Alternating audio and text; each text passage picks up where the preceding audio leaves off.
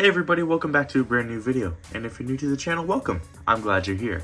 So today we're going to be doing a review of the 4-inch Infinite figure by Jakks Pacific. And funny thing about this is I got this figure at an antique store very recently, so yeah, it's really funny to me. They're already selling Jakks Pacific Sonic figures at antique stores, even though they're not really that old. Not in the slightest, so yeah. Really quick, we're gonna look at the packaging. Of course, you've got the standard Jakks Sonic design. You got the Phantom Ruby, you got Infinite here, with this crazy little hair in the back. And of course, you have the description, so I'll let you pause it if you want to see what it says. And of course, you got the other figures in the set.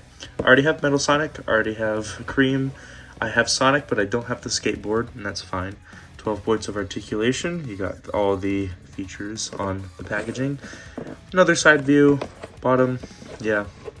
That's pretty much it for packaging, so why don't we open them up and see what kind of cool things he has in store.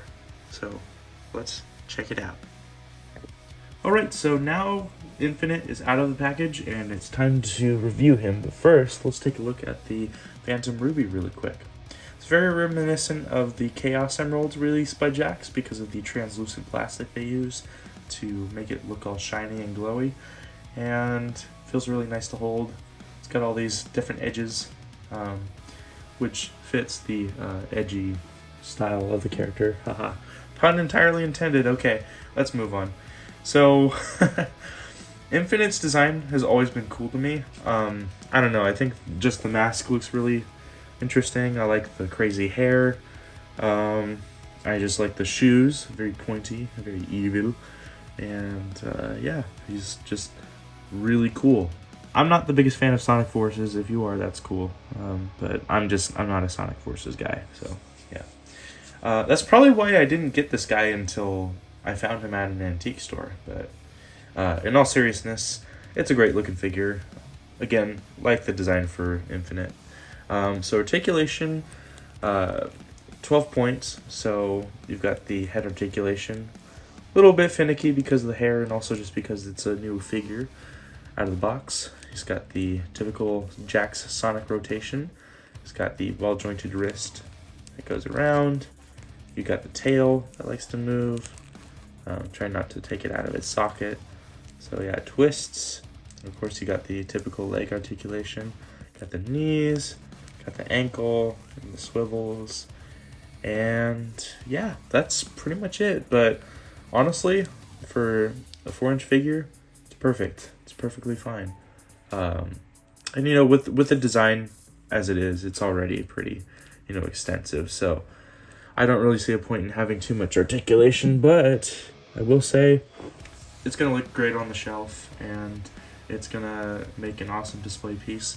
I gotta figure out what to do with my Sonic figures because I want to make a new style of display. So this was kind of a short review, so I'm gonna put Infinite on the shelf now. Alright, so all the villains are lined up here, minus Blaze and Silver, obviously. I mean, technically you could call them sort of antagonistic protagonists for Sonic 06. Anyways, yeah. So at the moment, I don't really have time to rearrange all of my villains, so I'm just going to put Infinite right here. Actually looks kind of cool there, so yeah. Of course, you got to have his Phantom Ruby here. If Blaze can have her Soul Emerald, then Infinite could have his Phantom Ruby. And the same goes with the Hedgehogs. They need their Chaos Emeralds to turn super, and Knuckles needs to guard the Master Emerald. Speaking of Knuckles, if you've noticed in my previous videos of when I would display my Sonic figures, Knuckles' face changed. And that's because I bought the Angry Knuckles, because he just looks better, honestly, and this fits more of his modern design anyways, because we already got Smiling Classic Knuckles, and I don't know, I just like the contrast between them. And also, getting a duplicate of the Smiling Knuckles that's already signed, yeah, I don't think so. I don't know, something about this figure fits his personality more, but this was an Infinite review, so we'll just go back to him real quick. Yeah, he looks pretty cool on the shelf.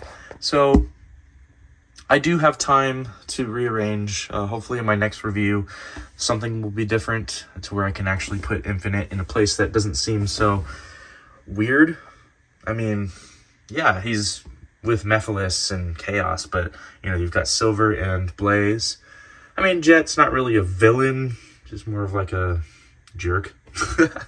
But yeah, I'll figure out a new arrangement for display, just because I think it would look really good to have Infinite doing something different or just standing somewhere else. So yeah.